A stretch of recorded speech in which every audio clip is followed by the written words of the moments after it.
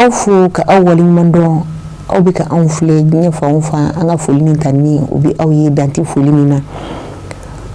dogo kun temeli anya bla yorum na bi amina atai antara annana ni alaka je amba ni Allah taala fe aka soro aw yere fana be o cugo kilin kono ka an fule here ani badin konnala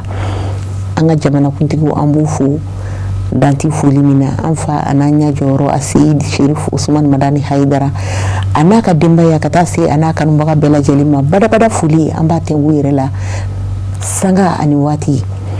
kayira awla ka fo anyi do kun temeni émission blarom na albiano invité kili ni bi yogon fe noy monsieur Famara Keitayi nali directeur général adjoint de la cité des enfants anyema dodo utumana ana nyon soro kene kono bi amba fu ka wala nyumando danti fuli mina ewa anya fo yijugu mina anga bitemu be buli femga odi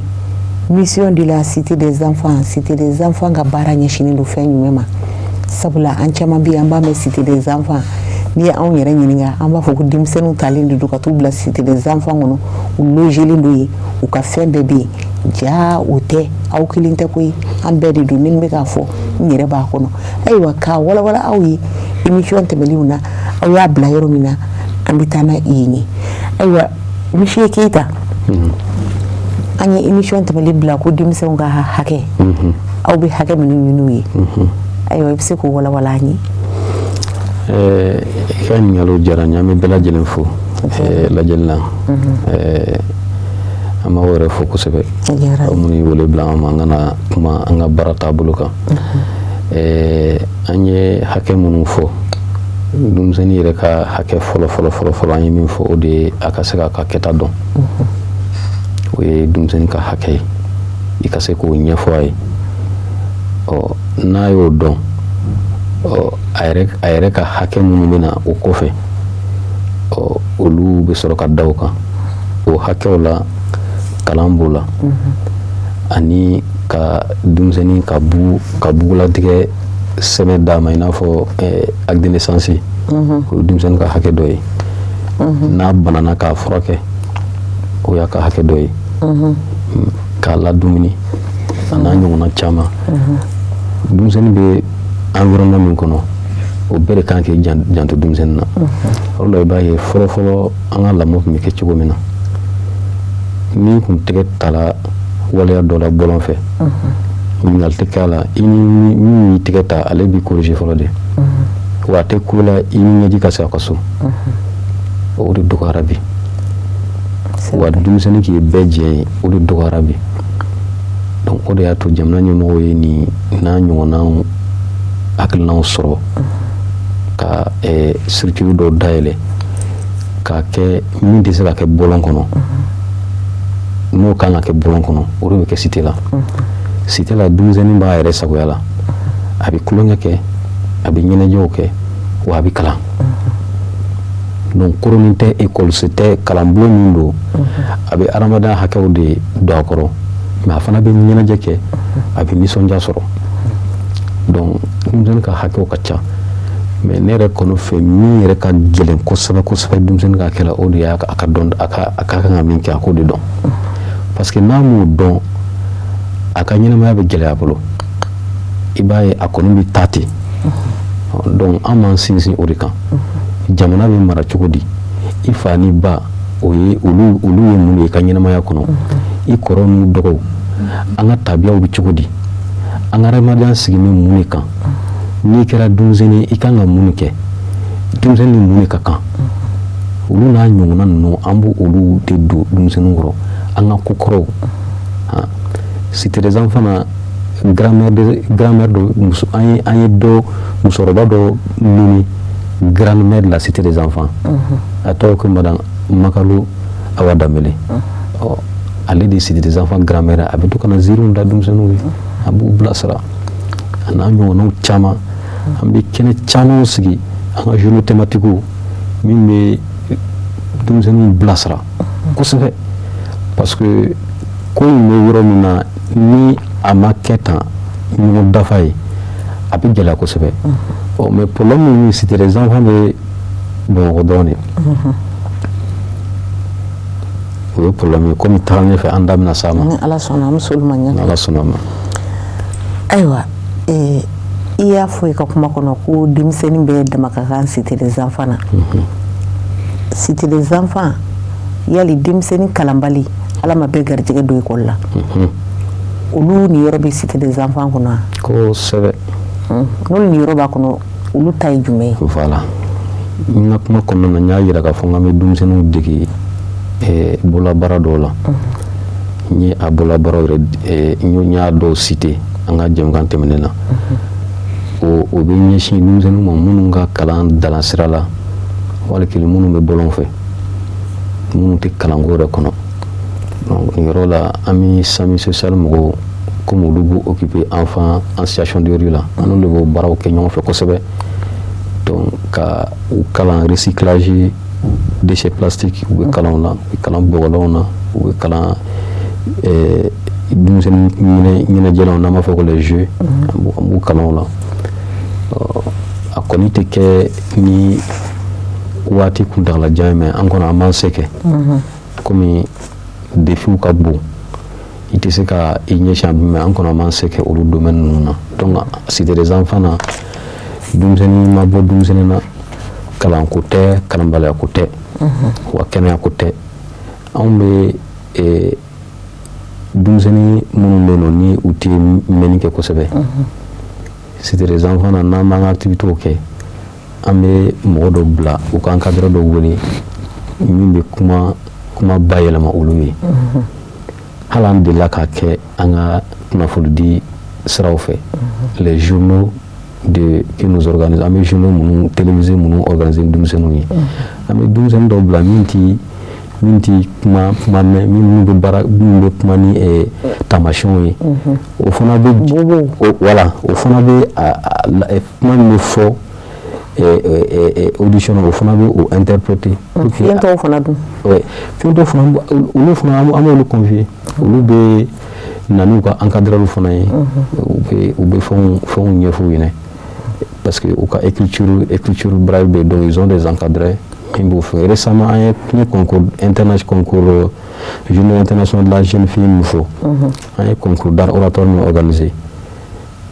IJA musomanin dɔ de kɛra a première ye ministre tun bɛ yen donc ani mɔgɔba caman donc c'est pour dire que an ti mɔgɔ bɔ mɔgɔ la handicap ko tɛ kɛnɛya ko tɛ denmisɛnnin bɛɛ dama ka kan cité la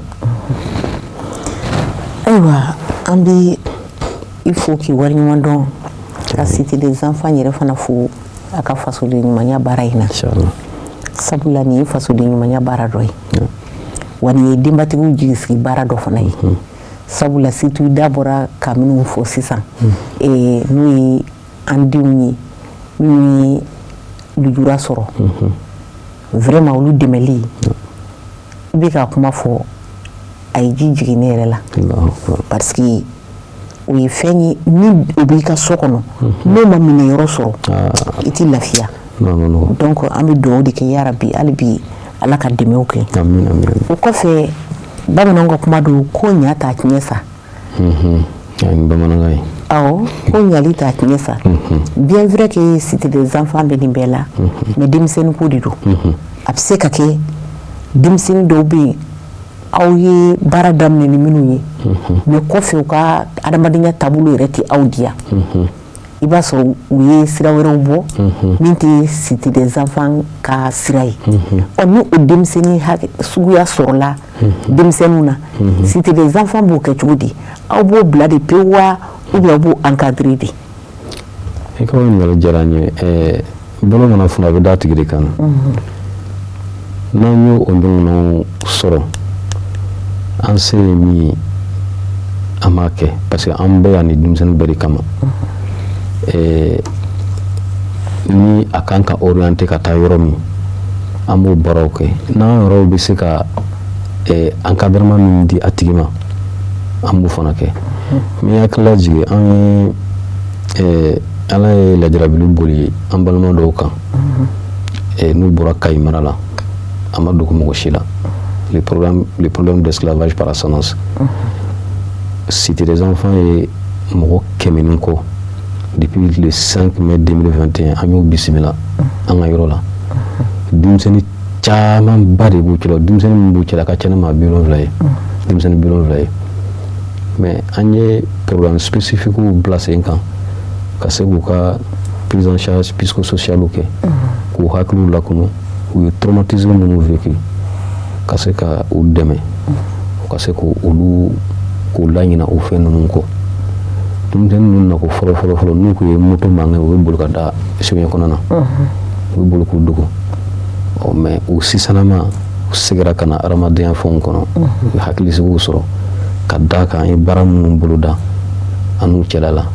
donc an tɛ mɔgɔ cɛnɛ fili dɛ n'i nana an bɛ yɔrɔ an bɛ mɔgɔ dilan de n'ala sɔnna a ma. ayiwa hali bi ka i fo k'i waleɲuman dɔn Cité des Enfants ka nin baara in baara nɔgɔn tɛ baara geren don ayiwa aw ni mɔgɔ jumɛnw de bɛ jɛ ka nin baara ninnu kɛ ɲɔgɔn fɛ aw kɔkɔrɔmadonlen don jɔnw de fɛ. i ka o ɲininkali diyara n ye Cité des Enfants kɔni bɛ baara kɛ ni jamana cakɛda caman ye parce que n'i ko denmisɛnnin ko a bɛ bɛɛ lajɛlen de kofɔ denmisɛnnin bɛ bɛɛ fɛ yen donc anw mago bɛ jɔ faso baarakɛla yɔrɔ camanba de la ani minnu bɛ baara kɛ ɲɔgɔn fɛ ani baɲumankɛ tɔnw fana bɛ baara kɛ ɲɔgɔn fɛ UNICEF b'o la Plan International b'o la Save Children b'o la ale n'a ɲɔgɔnna caman Right to Play fo ka taa se Terre des Hommes ma olu fɛn fɛn bɛ yen nɔ n'u u ka baara ɲɛsin bɛ denmisɛnninw ka hakɛw dilanni ma ani caman bɛ jɛ ka baara kɛ ani institution minnu bɛ yen nɔ n'u bɛ denmisɛnninw ka lakana ko fɔ n'u bɛ denmisɛnninw tɔbɔtɔ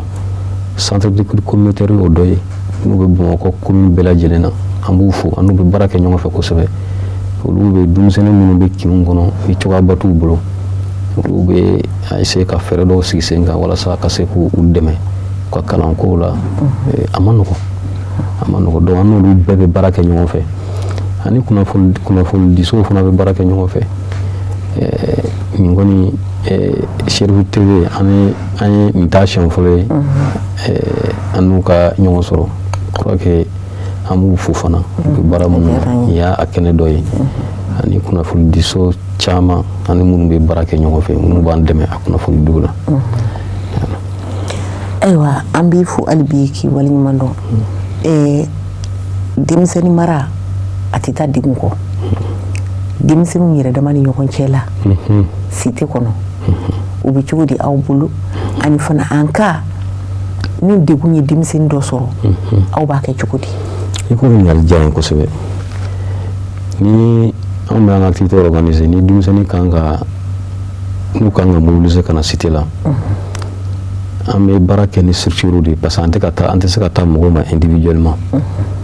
organisation ni institution ale ni école ale ni structure an n'olu bɛ partenariat kɛ olu bɛ denmisɛnninw mobiliser an ye an mago bɛ catégorie la u b'u mobiliser an ye an ka fɛngɛ fɔlɔ ni denmisɛnnin bɛ na n'i bɛna ni denmisɛnnin ye denmisɛnnin kelen tɛ na anw fɛ yen i bɛ dɔgɔmɔgɔ dɔ i bɛ d'a kan n'o ye encadreur ye ni cɛman ni musoman b'a la a b'a kɛ mɔgɔ 2 ye musoman b'a occuper musomaninw na cɛman b'a occuper cɛmaninw na n'u nana Cité fana kɔnɔ Cité fana baarakɛla dɔw fana bɛ bila u ɲɛ k'u sɛgɛsɛgɛ ka to k'u jateminɛ ka baara taabolo ɲuman yir'u la Cité des Enfants fana kɔnɔ infirmerie bɛ yen dɔgɔtɔrɔ b'an bolo minnu bɛ an kɛrɛfɛ an ka activitéw bɛɛ la ni ko fitinin min sɔrɔ denmisɛnnin min sɔrɔ an b'u ka prise en charge kɛ ni min yɛrɛ y'an dépassé an b'a référé CCRF la donc an b'o baaraw kɛ o ye kelen ye filanan baara o baara jɛrɛ bɛ kɛ Cité des Enfants kɔnɔ an b'a wajibiya an ka lakana tigilamɔgɔw ka kɛ parce que mɔgɔw bɛ na Cité yɔrɔ ka n'u ka ɲɛnajɛw n'u ka fɛnw kɛ ni kɔni nana dɔrɔn ni jama jɛra kɔni dɔrɔn an b'a f'i ye i bɛ lakana tigilamɔgɔw ta protection civile mɔgɔw fana bɛ ta donc olu bɛɛ ye pour que ka se ka yɔrɔ ka se ka hakilisigi di mɔgɔw ma u ka baaraw kɔnɔna na donc an bɛ fɛn fɛn kɛ mɔgɔw de bɛ bila a ko ɲɛma ka a sira n'a a soɲɛkɔnɔw yira mɔgɔw la. ayiwa o diyara an ye kosɛbɛ an b'i fo k'i waleɲuman dɔn dante foli min na ayiwa i y'a yira k'a fɔ ko Cité des enfants ko a sigilen don yan kelen pe dɔrɔn de la yali don n'a nataw la aw kɛlen bɛ ka fɛɛrɛ jumɛnw de tigɛ walasa maliden bɛɛ bɛ se ka Cité des enfants sɔrɔ cogo min na i ko ɲininkali diyara n ye kosɛbɛ Cité kɔni ni gɛlɛya b'an kan bi o ye fɔlɔ Cité min yɛrɛ bɛ Bamakɔ a bɛ san Cité des enfants créé la a bɛ san 25 bɔ bi n'i y'a jateminɛ n'i ye farafinna ta Cité des enfants bɔ ɲɔgɔn fɛ n'i b'a ɲini peut-être fo n'a kɛra Afrique du Sud sinon a tɛ farafinna yɔrɔ si donc o de b'anw bolo yan mais Cité des enfants yɛrɛ ma se ka hali bi a ma ban jɔyɔrɔ fɔlɔ o défi bɛ yen k'a réaliser à 100% parce que entité dɔw bɛ yen nɔ n'o ye maison de la musique ye n'o ye médiathèque ye k'olu finaliser fo ka taa se musée des jeux et des jouets ma olu si ma se ka kɛ fɔlɔ o ye degun fɔlɔ ye degun filanan Cité ka se ka dilan Cité des enfants ka se ka déconcentrer au niveau régional an ka gafe dɔw bɛ yen nɔ u b'a fɔ PDAFE o ye plan décennal dɔ ye ni ministère y'a sigi sen kan mɛ a ko bɛ sen na a kuma fɔlen don o gafe kɔnɔ ka se ka Cité des enfants ɲɔgɔnnaw dilan an ka marabolow la walasa service de proximité o ka se ka kɛ Cité des enfants ka se ka gɛrɛ marabolo yɔrɔ tɔw la donc o baaraw bolo dalen don donc an kɔni mago bɛ dɛmɛw na kosɛbɛ État ka dɛmɛ bɛ yen particulier minnu bɛ yen n'o ye partenaire olu fana ka dɛmɛ ɲininen don ala sɔnna a ma ayiwa an b'i fo k'i waleɲuman dɔn hali n'a y'a sɔrɔ i da sera gɛlɛyaw ma a bɛ faamu n tɔw tun b'an ka dernière question ye mais i da ser'o ma nka hali bi Cité des enfants a ka di Cité des enfants ye don n'a nataw la ka fɛn jumɛn wɛrɛ kɛ Cité ka bonya en même temps denmisɛnnin ninnu fana tɔw u ka se ka lakɔkɔ min kɔni ka d'an ye o de ye Mali denmisɛnnin bɛɛ ka se ka ɲɛnajɛyɔrɔ sɔrɔ i ka sigida la Cité des enfants ka se ka gɛrɛ denmisɛnninw na ka a yɔrɔ caman dayɛlɛ denmisɛnninw ye parce que kalanbulon de don o ye kelen ye filanan sur ces enfants ka se ka cogoyaw sɔrɔ ka se k'an ka activités organiser en fɛrɛ ma parce que an bɛ activité min organiser c'est a minima ni hali ni a ka di ye ka fɛnba dɔ kɛ ni musakako donna a la a ma nɔgɔ donc an mago bɛ dɛmɛ na olu siraw fɛ Cité des enfants fana mago bɛ ka se ka a ka capacité renforcer équipement sira fɛ parce que an bɛ denmisɛnninw c'est un espace denmisɛnninw ka ɲɛnajɛkɛ yɔrɔw de don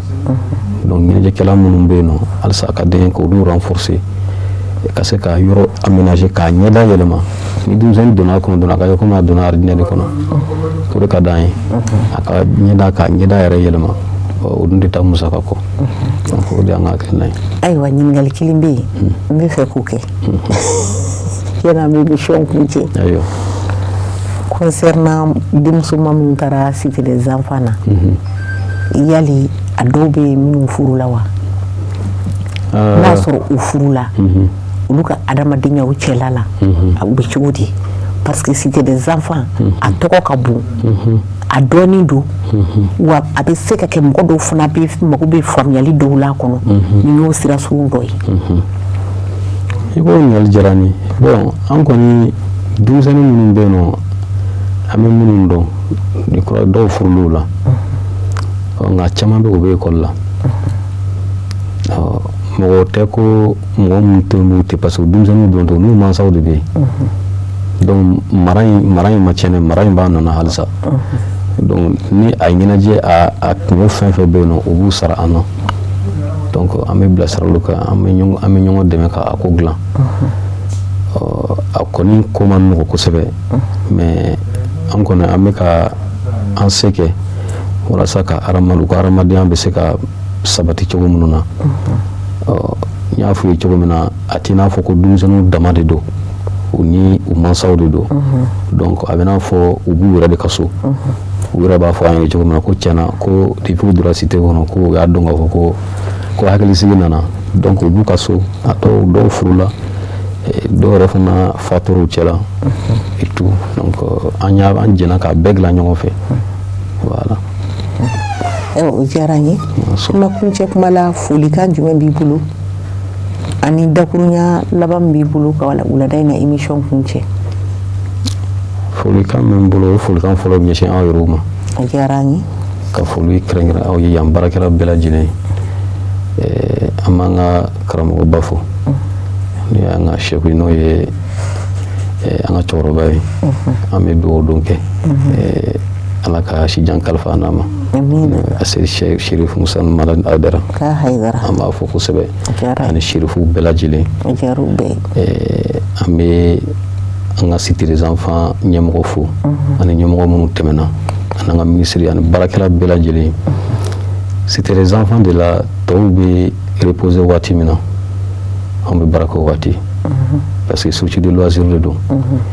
an kɔni bɛ min fɔ mansaw ɲɛna u kana sɔn fiyewu denmisɛnninw ka bɔ u kelen na k'u bɛna ɲɛnajɛ kɛ yɔrɔ ninnu na jango ni seli ni fɛn ninnu sera an bɛ bɔ seli kɛnɛ kan dɔrɔn an m'an sin cité ma ka taa denmisɛnninw kɔlɔsi k'u tɔbɔtɔ denmisɛnnin ko ye bɛɛ diɲɛ de ye cité des enfants kelen ka ko tɛ an ka jɛ an k'an bolo di ɲɔgɔn ma an ka denmisɛnninw dilan n'i sera ka denmisɛnnin kelen dilan i ye koba kɛ ne yɛrɛ delila ka denmisɛnnin dɔw sɔrɔ u ekɔliso minnu b'an ka cité des enfants kɛrɛfɛ n taara u sigilen sɔrɔ ekɔli bɛ ka kɛ olu nana u sigi u bɛ baro la ne y'u ɲininka n'aw bɔra so mun kan kan k'olu bɔra so kalan kan kan k'aw bɛ kalan de la ko ayi aw yɛrɛ kɔnɔ k'aw bɛ ka nin kɛ jɔn de la donc ne n'u tora hakilina falen la a laban u ye yafa de deli ka segin ka taa kilasi kɔnɔ ni bɛɛ tora a gɛnfɛn bolo dɔ ta b'a dun janko o denmisɛnninama denmisɛnnin kan ka kɛ denmisɛnnin na de k'a ka kotaw jateminɛ k'a lamɛn parce que denmisɛnnin ye mɔgɔ sugu dɔ ye an yɛrɛ fɛ an slogan dɔ b'an bolo an b'a fɔ ko travailler avec les enfants c'est la joie au quotidien mais an fɛ k'a ta directrice la furu laban an bɛɛ b'a fɔ k'an bɛɛ ye denmisɛnnin ye parce que n'i yɛrɛ kɛ denmisɛnnin i tɛ se ka baara kɛ denmisɛnninw fɛ i yɛrɛ y'a fɔ cogo min na a ko ka gɛlɛn mankanw ka ca mais an b'o fɛ o bɛɛ n'a ta n'an to o de kɔnɔ k'o encadrer ka adamadenya sira yira o la donc an kɔni an bɛ dugawu kɛ ala ka jamana kolo suma degun bɛ denmisɛnninw kan an bɛ dugawu kɛ ala ka degun wuli degun bɛ mansa minnu kan an bɛ dugawu kɛ ala ka degun wuli parce que ni degun ye mansa sɔrɔ a bɛ ba sɔrɔ a bɛ denmisɛnnin sɔrɔ an bɛ dugawu kɛ ala ka lafiyaw jidi an ka sigida la an ka duw kɔnɔ ala k'an ka jamana lakana ala k'o kɛ ala kɛra bonya kosɔn sala rasul ayiwa an bɛ aw fo ka aw waleɲuman dɔn danti foli min na ala ye min kɛ aw garijɛgɛ wulada in na o de tun ye nin ye cité des enfants ale kibaruyaw la aw minnu y'an filɛ hakili la aw ye faamuyali cogo ɲuman sɔrɔ o kɔfɛ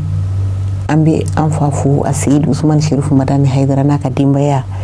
k'an filɛbaga jɛkulu bɛɛ lajɛlen fo k'an cakɛɲɔgɔnw fana fo bule kɔnɔ ni den kelen ale tɛ bɛlɛ ta o tuma k'a ɲini dali masa fɛ ale min sɔnna an ka sigi wula in na kɛnɛ kɔnɔ yarabi ala ka sigi wɛrɛ yira ne ni aw bɛɛ lajɛlen na ala k'o k'a ka alaya kama sɔli ala rasuli a k'an bɛn sigi wɛrɛ la